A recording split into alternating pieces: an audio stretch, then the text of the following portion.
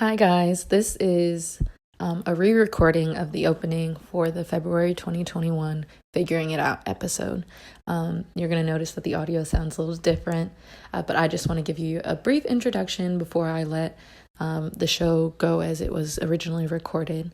So, this episode was my February episode. It was the second of my regularly scheduled programming, and I had invited a painter named Emiliana Henriquez to speak with me about lots of things from life and love to, of course, artwork. And so one of the things that she had intended to talk about on the show was her line of jewelry that were all hand painted called ojos platea. Since then, I've unveiled that at that time I had bought my mother a Mother's Day locket with the portraits of her children painted in it. But Emiliana gives just a brief overview of how the project started, which originally was just in painting jewelry for herself, and as people expressed more and more interest, in January of 2021, she began the line and she launched her collection of jewelry called Ojos Platea, which you can still, I'm pretty sure, commission paintings from her on jewelry of your choosing. I will tell you, it's actually a really nice setup. For me, she found a bunch of different antique lockets, and I got to choose from a selection of like 5 that she found for the one that suited me and my purposes best. So it's a really fun, sweet, and enriching hands-on process. Like, I loved seeing her progress videos, and I even got to see the portraits of myself and my family, and if I wanted something to be reflected differently, like, she was open to hearing how I wanted our portraits to be portrayed. And so I loved that, and we did that from myself in Ohio and herself in California, so across the country. It was an awesome process. She was very accommodating, and it was well worth the money that I spent on this beautiful piece. So beyond that, I will let the show run as it had originally run, and you guys will hear all of the wonderful things that we talked about. The things that you feel when you're creating, like that sort of stuff. And just about yourself too, like anything that you bring to your creation, not just, your tools and your style. It's funny because I'm like, it's such a big question where I'm like, where do I start? I guess we'd have to narrow it down a little because art is so broad, it just we can touch on it spiritually, we can touch on it technically, work wise, lifestyle. It just so if you were more specific on like what are you more interested in hearing about, I guess, for your listeners.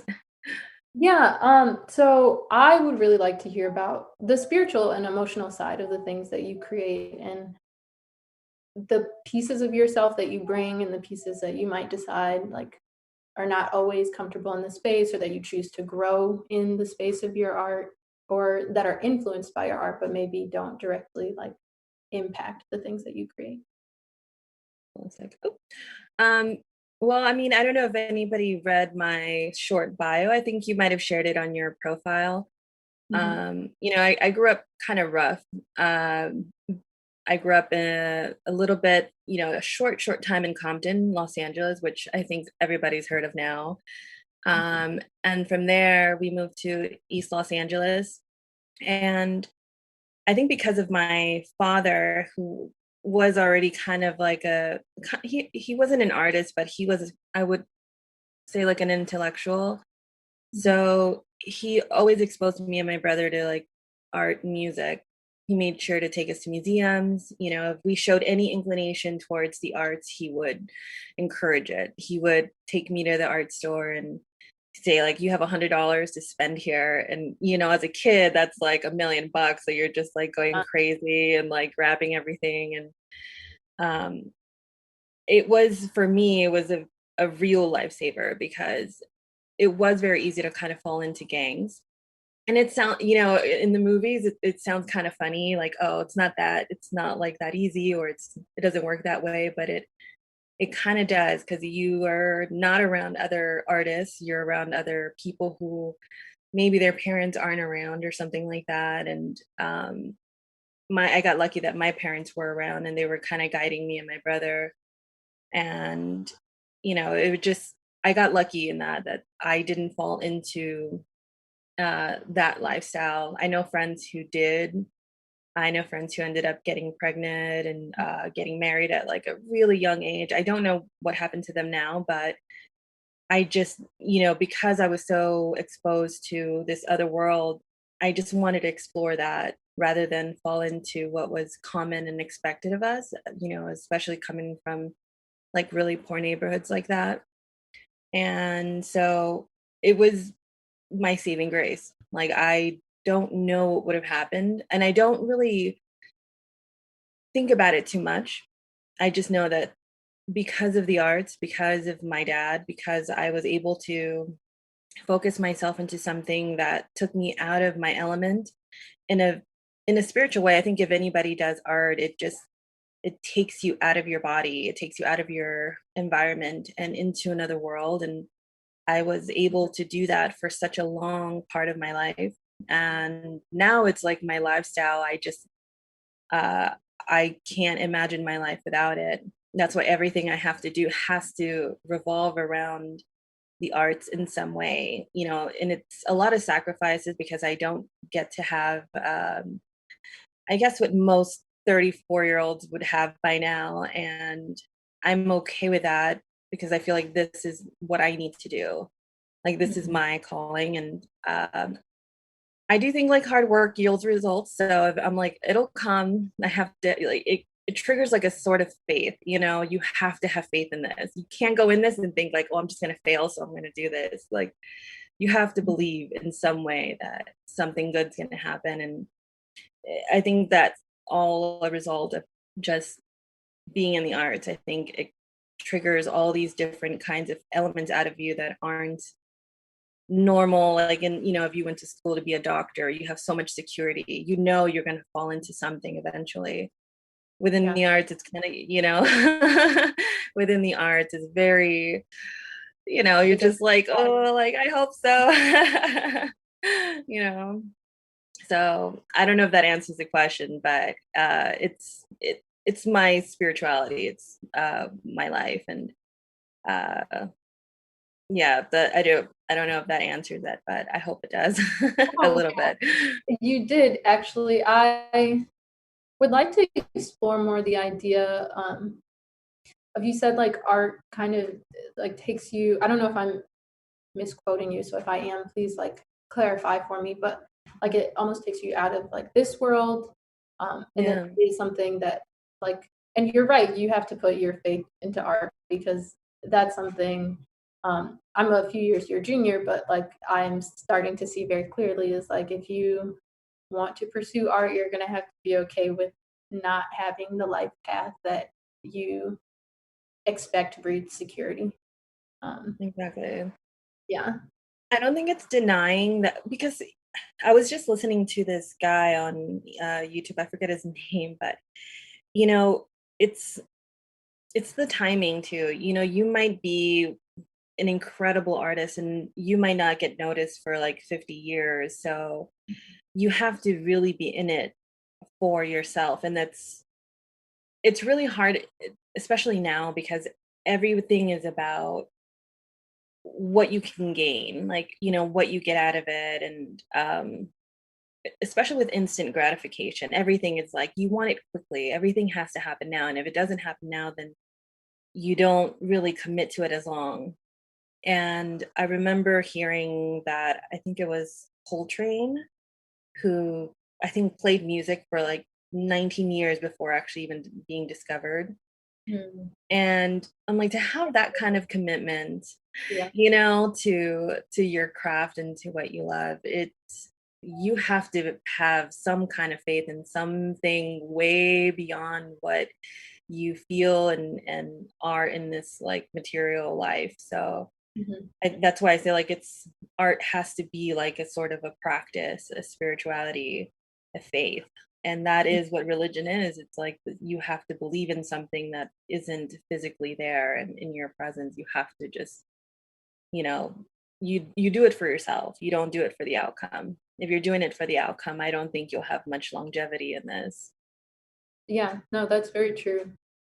Um, okay, can you Tell me about a time where you first felt that. Because I think, like, I also grew up with a parent who encouraged me in art a lot. And even though I always really appreciated it, I don't think I always felt the same.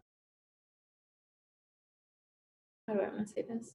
Like, I always enjoyed like drawing. I always enjoyed those things, but it didn't feel like the same sort of emotional release, I think, when I was younger that it does now. Mhm.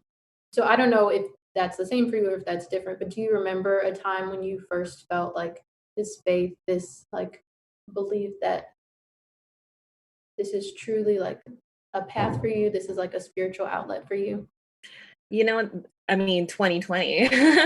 2020 has to be the perfect example of just having faith. I had a studio apartment. I think we all kind of develop side gigs that are going to support us. So I had started my own, and this had been going on for like 10 years. I had started my own like dog walking company, and it was doing good. I had my own apartment, and I had a mentor who I'd been friends with for like 7 years, who I, you know, we started kind of like a romance thing. And so I ended up moving out to Florida. I did a cross country road trip. I packed everything up. I was like, I was already kind of done with what I was doing. I Mhm. knew that I wanted to do art more full time. So my goal was to go there and just try to do it more full time. And Mhm. little did I know that right when I got there, everything shut down. Mhm. Um, the relationship didn't really work out. Um, I'm supposed to, figure it out on my own there. And there's a lot of like crying and a lot of breakdowns. And I think where it really kind of started to hit me was on my drive back, Mhm. because it takes a lot to just be okay. Like you were defeated, and now you have to come back and try to figure it out again. And this time you have less than when you left. So on my drive back, there was a lot of just kind of prayer. I think it was a lot of prayer. And when I finally did get back, I somehow managed to find a place that I could stay. That's like the place that I'm at now. Um, and deciding to actually, I'm like, at this point, I lost everything. I don't Mhm. have my own place. I don't have the guy. I don't have my business anymore. So what else do I have to lose?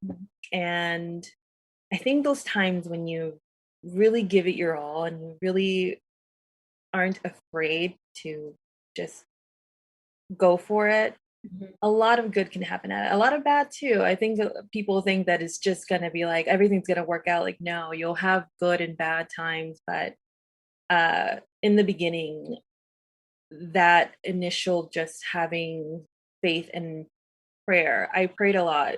And I think I ended up doing more work in the art. I didn't do anything else but paint for like 6 months almost. And that was, I think, my where it hit me, where I just had to have like the faith. And even now, like it's not going as well right now. And I've gone through my moments, but uh I do think that there is no negative without a positive. And Mhm. so whatever's happening now, it's only going to be able to go as low as possible, and then it's going to have to shoot back up. You can't, it's not bottomless. Like it has to go back up. So I have faith that whatever is happening right now is going to change again, and in another 6 months and another 6 months. So um it's just continuing to like have belief in myself. Mhm. And but yeah, 2020 was I think 2020 was major for everybody. It was I your life. know a lot of people that have moved to other, like I have friends who have moved to like other countries, other states in the middle of a pandemic. And I'm like, of course it makes sense, because what if you lose everything? What if you lose your life? You'll live with regret, and there's nothing worse than living with regret, I Yeah. feel. That's true, but that is a huge leap. That is so kudos to you. You're very brave and you got through, which of course always getting through has highs and lows, but I'm glad that the highs hopefully were outweighing the lows. Yeah, definitely. It was worth it in the end because I did learn a lot despite the relationship not necessarily working. He was my mentor, so he did teach me a lot, and he was a really great art teacher. And I came back with so much knowledge. I think that it wouldn't have it wouldn't have been worth it if it wasn't for that. Mhm. I think that aspect made every sacrifice that I made worth because I have so much confidence in myself. I wasn't able to paint large before I left. Like, not that I couldn't have done it at some point, but I didn't have the confidence and the guts to really. And there was a part of me that was like, oh, I hate you for not like, working this out with me or something, and it kind of like encouraged me to be like, I can do this. And when I got back, it's when I just like started getting a bunch of 30 by 40 canvases and just started painting larger. And I was like, wow, so I guess I can do this. Painting huge, yeah. Yeah. Yeah. And I remember seeing you talk about that too recently. I didn't realize that this was something that you just started doing too, like even painting large, but yeah, that's so can we talk more too about like the 6 months that you spent painting through like what has been 2020's craziness and what that felt like? I mean, it's been a turbulent time, and I think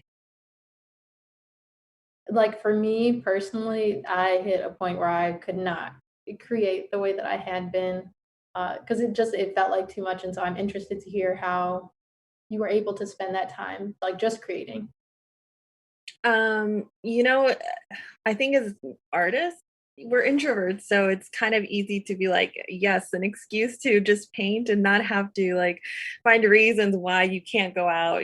Like for me, that was like no biggie. Like now I have an excuse to be like, yeah, I can't go out, guys. Sorry, there's this pandemic going on. But Yes. uh it was easier for me because I am like a natural like loner. I love being in my studio. I can be in my studio for 5 hours painting and happy. Like I'll be very content. And I forget that sometimes, but uh, you know, that's neither here nor there. But uh from March in 2020 to like June, I was painting like every day. I mean, I was with my mentor, so it was so easy to like learn from him. I was Mhm. learning how to use ballpoint and how to paint like still lives, and I would watch him work.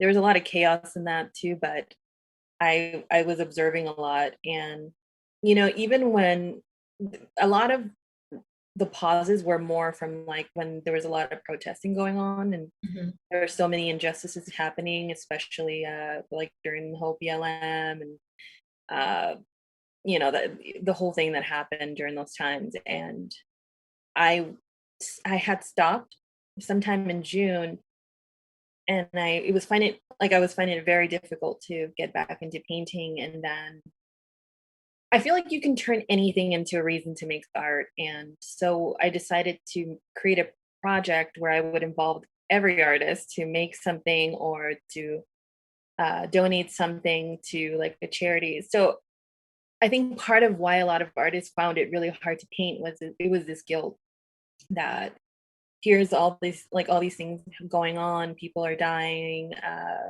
people are getting arrested, so much injustice, and you're just here painting. And it feels good, like painting feels good. And so when you feel guilty, you kind of like like you don't find a reason to stop, but it just your conscience just kind of like makes you feel guilty that you should be right there in like pain with them. And so I wanted to create a project where everybody could use their creativeness to put it towards something that would make you feel like you're helping in some way, because a lot of us couldn't. Some of it, like I couldn't. I Mhm. was far away from my home, and I didn't really know anybody in Florida. So I wanted to find a way to help. And so that in that June time, it allowed me to use my creativity towards something. And then it allowed me to kind of start bouncing back. And when I did finally get back to Los Angeles, that's where it was just everything just set off. I was like, I'm gonna paint like I've never painted before. I gave everything up to do this, and it would be such a waste to not really give it a go. And it worked. It worked really well. January, like I said, January has been hard. I don't like to pretend like everything's great all the time. Like January has been very hard. But then that's where I started to do my rings because I don't want to find reasons to not work. I always want to find a reason to create something, even when things seem kind of impossible or even hard. So I don't know if that answers. No, it did answer. Actually, though, I'm thinking about what you said around like creating, because I do also feel the inclination when I'm inspired, when I'm like driven to paint, to just paint for hours. But then I feel like there are times where painting isn't, or like creating isn't always happy. Like sometimes it's a release, and like sometimes I'm not ready to release those things. So how do you work through those feelings? Because if you have spent you gotta just do the work. I think that's the funny thing. Like when you think about all the artists from our past, like if you wait for a good mood to hit you before you paint, you're really kind of hoping there. Yeah. And I was reading this book called The Confidence Gap, and one of the things the main message was that confidence doesn't come when you feel it. It comes when you have the action behind it. And so if you act as though you are confident, the feeling will follow. That's why critics like Jerry Saltz will say, like, just do the work, just do work. And that's really the only way to get past, like, when you're oh, I'm not feeling inspired, or like I'm just not in the mood. Well, you could not be in the mood for like 2 weeks, 3 weeks, maybe a month. And it's like going to the gym. I mean, I'm horrible about going to the gym, but I will show up for painting even when I'm not, even if it's something small, even if it's something that's done in like 10 minutes, 2 hours, or whatever. Um, you have to push yourself enough, like that confidence. You have to push yourself to do the work a little bit. You could have the feelings of like, oh, I'm not inspired, or I'm not, like, at least for me, like I can think like I'm not inspired, I don't want to paint, but I will continue to paint. Even if it's bad, eventually something, those like gears start to like shift, and like it just starts to work. And eventually, next thing you know, you're sitting there for 5 hours and you're like, okay, so I can do it. So I don't wait. I don't wait for the feel good moments. I paint even when it's like, I hate life. This sucks. This is unfair. Stabbing my, canvas with my brush. I've messed up many paintings before, but you gotta keep doing the work. That's the only way around that. You gotta make the work. Yeah. You're like, damn it. There was some other secret, like, oh my goodness. Okay. Like Jerry Salt is a good one. I think that Jerry Salt. Jerry Salt, he's a art critic. He has a book, and I think it's a great book for artists. I think it's The Artist Way. No, that's another art book. I'll have to look it up, but he has a recent art book that he put out, and I actually got it in audio, and it helped me a lot because it stopped making me be like a baby and be like, oh, like life is unfair, like boo-hoo. Like I just was like, no, I gotta do the work. Like there's no, especially as artists, like we have to make things, like we have to produce, we're artists by what we're able to produce. And can't be an artist if you have no production. So The unfortunate reality. yeah. Oh my goodness. Okay. You have such a cute smile, by the way. It's like your smile makes me smile. I feel similar. Yes, you arrived like a ray of sunshine on this gray day. So thank you very much. Thank you. Yes. So normally, like, I just let the conversation free flow a little bit, but I do want to ask you about, I guess, in this moment, like, what is, you said your January is a little rough. So what's getting you through it? Or like, what is the thing that you're turning to help you keep going? Because I know that just pushing is the thing that you do to create your work, but I know that sometimes like a little nudge helps. And so are there things that are pushing you in the direction to keep creating, or are you still looking for those things? I think sometimes you'll get direction and you have like, you aim towards that direction, and there's times you feel a little more scattered. Mhm. And I'm in those moments where I feel a little scattered. I mean, I started a new project and I'm trying to figure out how I'm going to work what I'm doing with this jewelry line with how I'm doing with my art. And, um, you know, I can't, I'm trying not to wait for perfect timings, Mhm. even with the ring stuff. Like, I could have waited until everything was absolutely perfect, but I was like, you know what, just do it. I'm just going to put it out and see what happens. But Mhm. it kind of made me feel a little bit more scattered.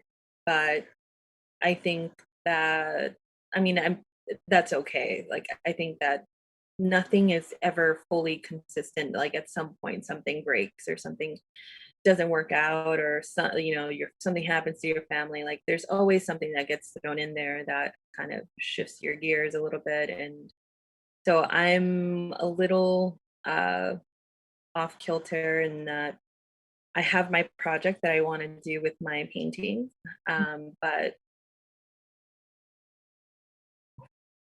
there. I think when it comes to more personal stuff, when it comes to like things about yourself, like these paintings are much more personal. Mhm. That It's harder to share yeah, it's much harder. and to paint. Yeah. Missy, ask me the question one more time, just so I'm like, I think I might have gotten lost a little bit in like. No, the direction you're going is fine, but I was just asking because you said that this January is a little more challenging than the past few months have been. Oh, What's yeah. taking you through that, or like, are you looking for things to help pull you like through this patch? I've been reading a lot more, and because January, I think for any business, even when I had my small business, financially, and especially with COVID, even worse, like it's just Primary, yeah. dry. Yeah. And I can sell, like, I mean, I've, especially with the jewelry, because I've been focusing on that a lot more, but it's just financially, it's just harder. And I'm not blaming myself. I know that I make quality work.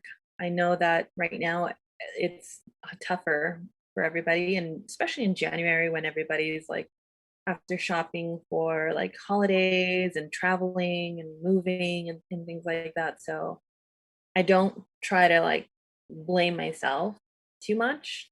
I mean, we all kind of tend to do that. We all kind of think we're responsible for everything that happens, but sometimes it's just not. But just reading more, even if it's like audiobooks, because I drive around a lot, I try to listen to things that will remind me to keep going. It's just, like I said, that longevity, that courage to kind of continue on, when nothing is really promised it's not easy. Mhm. And it does take a lot of guts to kind of commit to something when you don't know if it's really working, because people will tell you like, oh, this is like, I was just listening to this guy speaking on YouTube, and he was saying that it's really funny, like when people tell you, oh, you're doing great, and then nothing's coming. It's Mhm. really like those times are actually really hard, because people are telling you everything's great, but nothing's happening. You just kind of, it makes you want to give up, because it's different when nobody's telling you anything, But when people are telling you're doing good and it seems like you are doing good, but nothing seems to be happening or moving, you're just like, what am I doing? Am I wasting my time? So I try to listen to a lot of, I love books. So I try to listen to or read a lot of books that kind of remind me to keep doing the work, not to focus so much on what the outcome would be. So, and I have a few book recommendations if you want any that. Yeah, actually, I was Yeah. going to ask, like, what are you listening to right now? Well, I did mention the confidence gap. The confidence gap is like a really, really good one. Believe it or Is that not. the one by Salt? Yes. Yeah. I forget. Oh yeah. So it's How to Be an Artist. So that's one book that I think is really great for artists. The Confidence Gap by Russ Harris is a good one. He's approaching it more from a scientific point of view. I think when you are very spiritual and nothing seems to be working, like not all the prayers, not all the like cleansings and the stones, none of that, and you start to kind of not have as much faith. I'd like to cover all angles, so I'm angling also from like the scientific, where I'm like, okay, I have to continue believing and acting like I believe rather than telling myself. And actually, a really recent book that isn't necessarily a spiritual book or anything. The writer, her name is Lauren Weisberger. She actually wrote the book "The Devil Wears Prada." Oh, okay. So hear me out. So what this is, you're not reading The Devil Wears Prada though, are you? I am, yeah. Oh, you are, okay, yeah. So the reason why I started to read it is because, sometimes when you get caught up in doing like jobs that you hate to do in order to maintain, like here you have your goal, like what you want to be doing, but unfortunately, not everybody has the privilege of just doing that thing. Sometimes you have to do jobs that you don't want to do. And I just thought that it would be a good idea to hear a story of somebody dealing with so much of something, like dealing with a boss that she absolutely hates, and it's just like the worst job that you can possibly get when somebody's treating you like you're nothing, but even throughout the whole book, she kind of keeps this like goal in mind, and it kind of just makes me feel a little better when I'm dealing with my own jobs that I have to do here and there, that I'm like, this is just for, this is for my work. This is a sacrifice, and I can do this. And when you hear the book, because the movie is a little different, the book is actually far worse in the way she was mistreated. Yeah.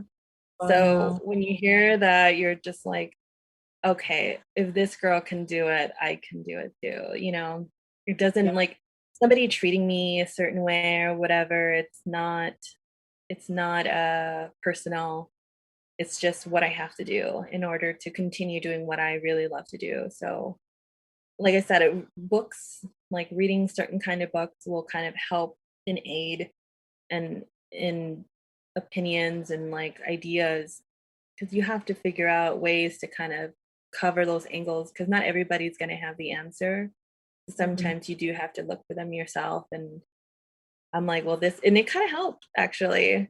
It was so entertaining. Yeah, it was an entertaining book, and I was like, okay, if this girl can put up with, all this mistreatment from this person, like this job that I'm doing is not that bad. So that one actually kind of helped me a little bit.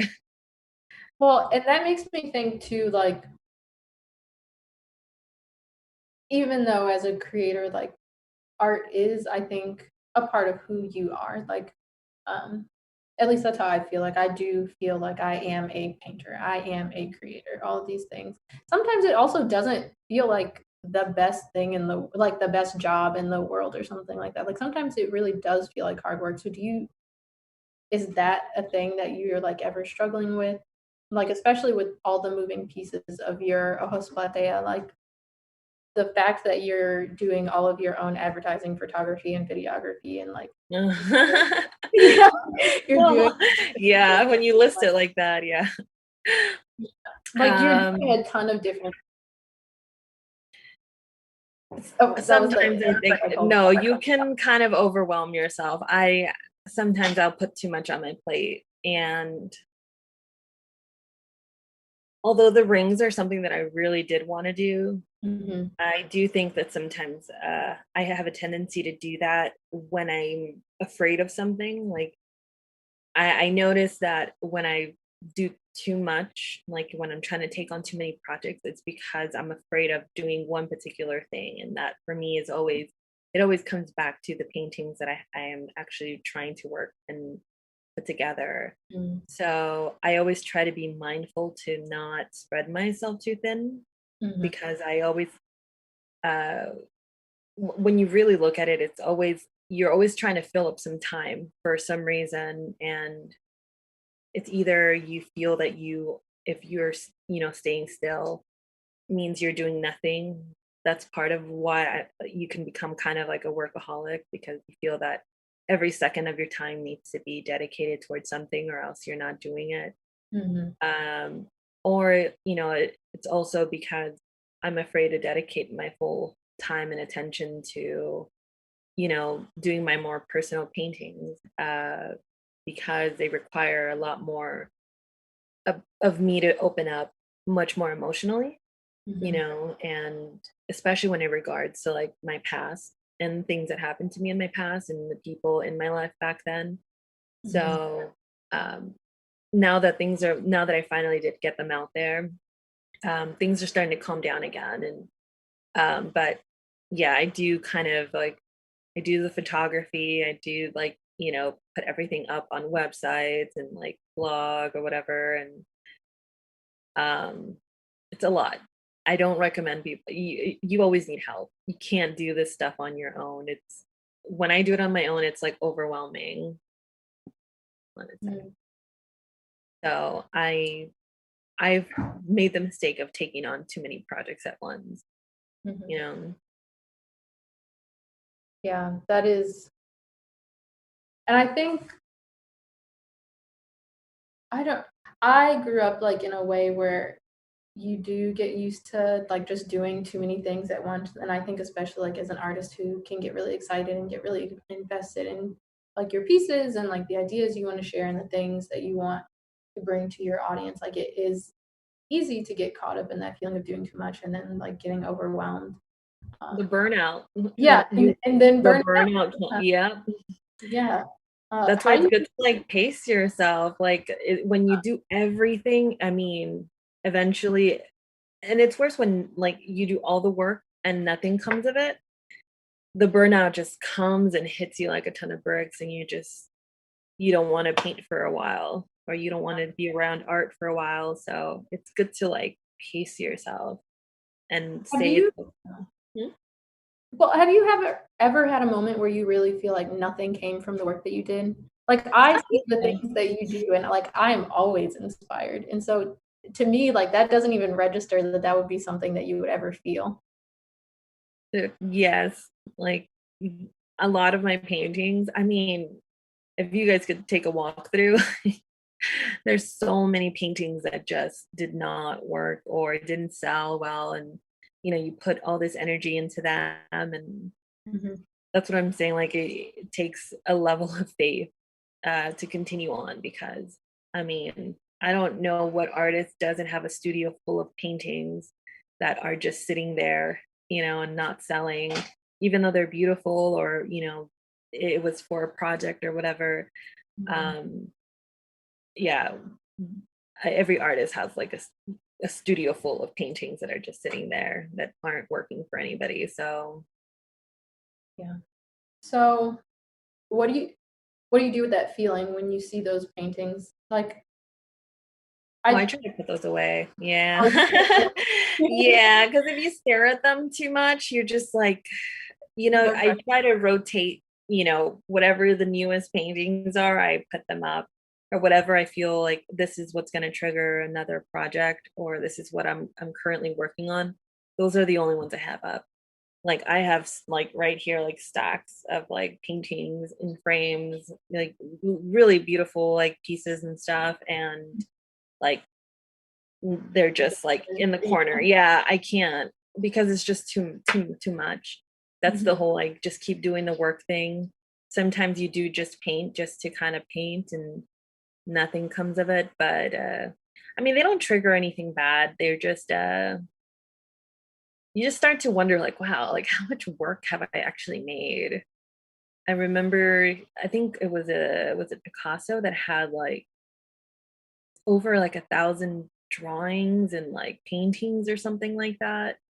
Oh, geez. Sculptures, yeah. So, and those are the works that didn't sell. So A whole I can, lifetime worth. yeah. A lot of artists don't necessarily like. There's some paintings you don't want to sell. Like I have a few that I don't want to sell, so I mark them really high. So I'm like, unless they're willing to pay a lot of money for this, like I don't want to give it up. But yeah, some of them, even though they're not, they're just sitting there. They're still pieces that I'd like to keep for the long run, just as reminders to myself of like how far I've come, I guess. Mhm. Yeah. How do you track how far you've come through your art? Like what I mean, of course we can talk about like developing technically, and I think that that is important too, but are there other things, like are there themes that you've worked through or like phases of your life that you can see you were addressing in your art 10 years ago that looks vastly different than you do now? Whatever you do, don't Google my name. Like Oh. you'll see some art on there that's just really bad. Did you ever have a Tumblr? Yes. Is it from Tumblr days? No, it's from Oh. MySpace days. Like that's like way Way back. back, There. yeah. Um, yeah. Again, 2020 was like the biggest. You know, sometimes you'll have major shifts and it'll take like time, and then some things will, you know, work a lot quicker. And I think staying with my mentor, like Mhm. living with him and dealing with like COVID and just everything for me during that time. Also, kind of seeing just, I guess, what art was really for me. I think art can be so many different things for people. It could be, you know, you could be a very skilled painter, like Jeremy Lipking is like extremely skilled painter. I'm not the biggest fan of his subject matter, but only because you know, I just feel I don't relate to it in a like my own personal way. I don't relate to it, but Mhm. you know, his skill is like phenomenal. He would be like one of the master painters of our time. When it comes down to skill. Um, so it in the beginning, I think for a lot of artists, it's about acquiring skill. And that's where you kind of start to deviate, or you start to kind of continue on to just doing more skillful work. um, for me, I kind of wanted to start exploring a little bit more about myself, um, my feelings towards what's happened now with not being able to be, you know, close to one another, how, you know, how it's affected me, and also kind of touch a little bit on who I am and where I grew up and the people that I grew up around. So, because creating that became much more important than like upkeeping this technical like perfection, I kind of decided to compromise and, you know, just feel comfortable and confident when painting Mhm. by, you know, remembering my skills, because I did spend like those 6 months were just all painting all the time.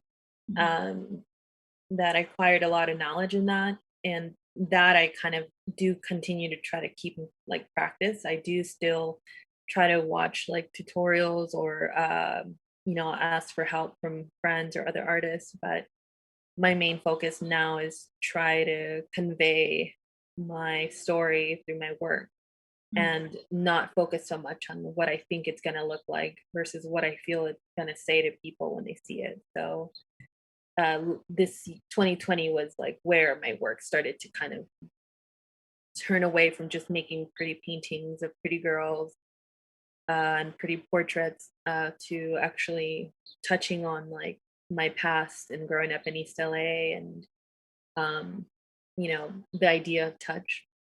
Mm. Touch has been like a big kind of thing in my work right now. So yeah, 2020 would be like the year where I kind of that split off for me, where I'm not skill is not as important.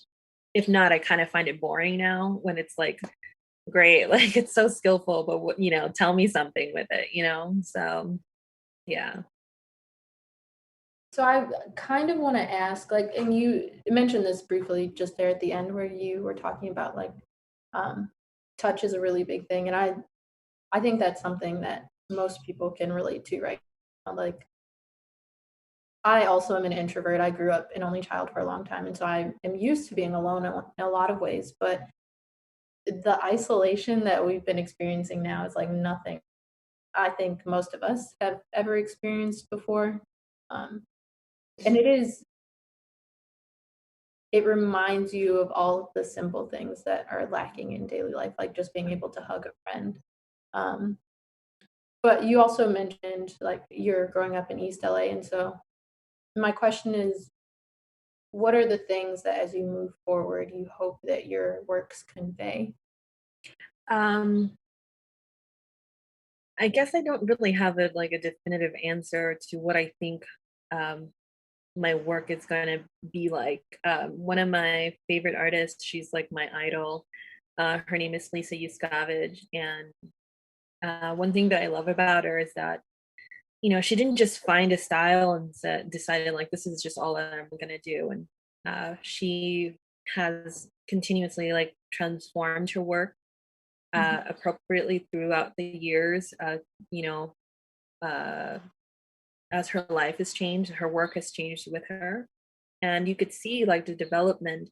It's always been really beautiful, but it's changed to whatever she's experiencing in her life, and I think that that's kind of what I go by. I don't because when I focus so much on like having to be a particular kind of artist and have a particular kind of style, it makes me feel very stifled, and mhm, and like a natural like I love spontaneity and I love adventure. That just even the idea of having to do something repeatedly just so that I have collectors who are going to just buy my work because they recognize it is just terrifying. Like I want to be mhm, able to explore in my work, be spontaneous in my work, have adventure in my work. And you know, Picasso didn't have like you can't point at one Picasso painting and be like, that's the style. And that's all it was. Like he developed so much in his work. Um, so I don't wanna like just be stuck on one thing. So for this time being right now, it's relevant for what's happening now, which is, you know, 6 feet apart. mhm. We you know, it's funny like when you watch movies, like at least for me when I watch a movie or a TV show, I'll reminisce where I'm like, "Oh, all those days when I could just go to the bar and somebody could speak in my face without worrying about dying." Like, you know, like somebody's like in your face, like yelling or something. You're just like, I miss those days. And like, it brings up memories of like even my childhood.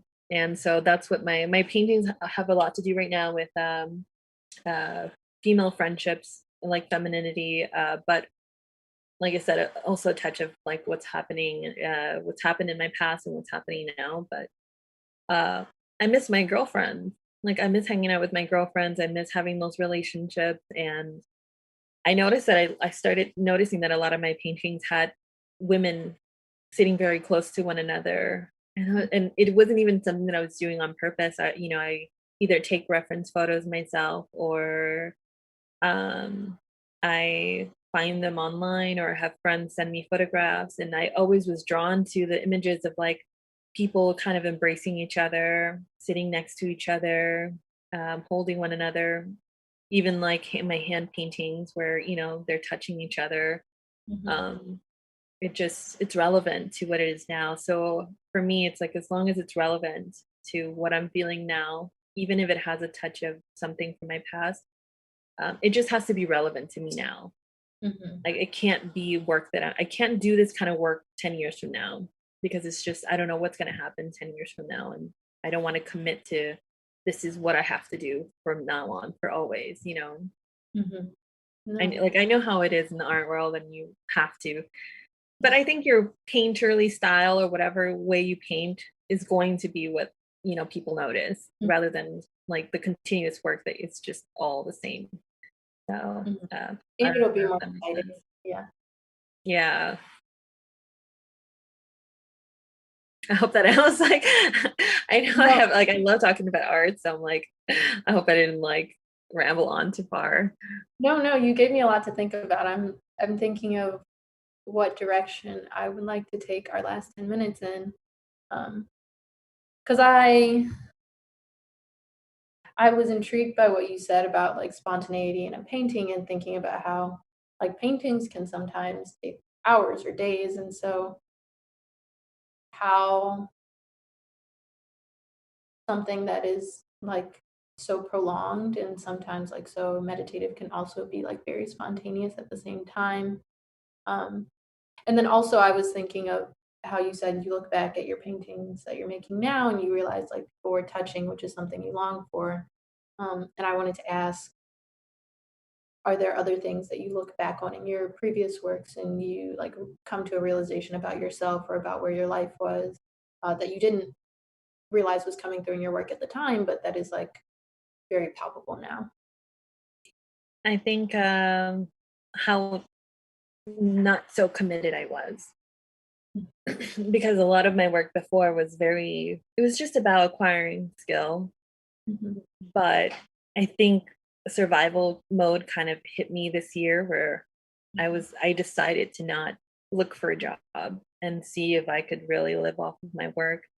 Um, I think in the past, because I had my business, it was so cushy and so easy to just kind of like paint, Mhm. learn how to paint like a little bit better. I always loved painting. I mean, I've been making paintings and art since I was a child, but um, there was never really any kind of purpose for it. And no, really,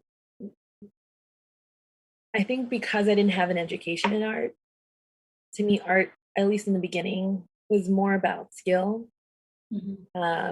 And it wasn't until I had the opportunity to be around somebody who used it more for purpose Mhm. that it made me realize that a lot of my work was just kind of me painting because it felt good.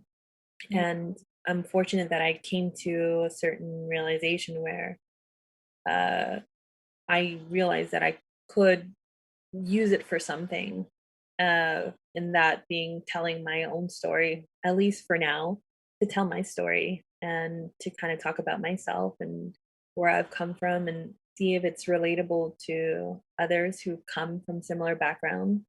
Mhm. Um, but yeah, it most of what it said to me in the past, it was just that I was not committed.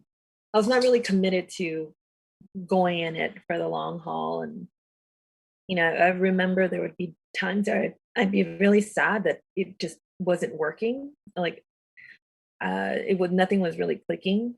And now I see why. And it's because it was just like a nice painting. Like, oh, you did a nice portrait of this girl, but who is this girl to you?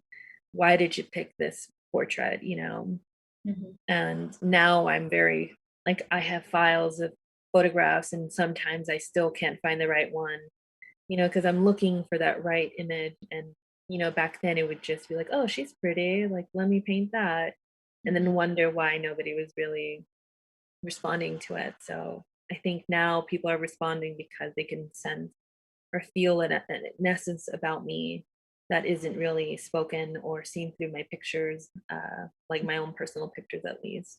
So yeah, it's always nice to get an essence of the person, Mhm. even if it's not perfect. Like I think that speaks much more than when you see a beautifully like painted, like Raphael like painting or whatever. So it's like it's just the difference is that for me. That is huge. Yeah. Yeah. I mean, I hope it made sense that, No, it definitely does. Yeah, and I'm thinking about how like I don't think hard times are necessary to like progress or to have or to come to find your being. But it is so interesting how, like you said, like you moved across the country and then you moved back and you decided not to look for a job, and like that's where you found your voice. Yeah. Yeah. I don't recommend that for everybody though. Don't do No. that. But Don't do that, guys. as your path, like it's working and you made it out to the other side and you're making it through those things. And so, yeah. Slowly but surely, yeah. That's doing it like I feel like that's like the movie version Yeah. people do, you know. Yeah, whenever you give like a little bite-sized line, it's always the movie version. It's not like the reality. Yeah. Yeah, like don't do the movie version. It's a lot harder than it seems. Like, you know, I wish I would have taken some classes, or at that time I'd actually done a big project where I'd come into some money, and now I'm like, I wish I would have just taken some art classes and like, you know, I don't know, discovered something from that. Like, but I mean, for whatever reason, it took me all the way to Florida and back, and I came back with a, you know, deeper uh, knowledge of myself. So, I mean, like I said, it was worth it, but it was not easy. So, yeah. Yeah. Wow. Well, thank you for sharing all of that with us. We have just a couple minutes left. So, is there anything else you would like to leave with our listeners today? Um, I don't know. um, it's been a like super pleasure getting to know you. I feel like I've gotten to know you. So we met online, and uh I'm big on supporting like female artists and encouraging like female artists. So it was a pleasure like getting to know you as an artist, and being able to do something like this.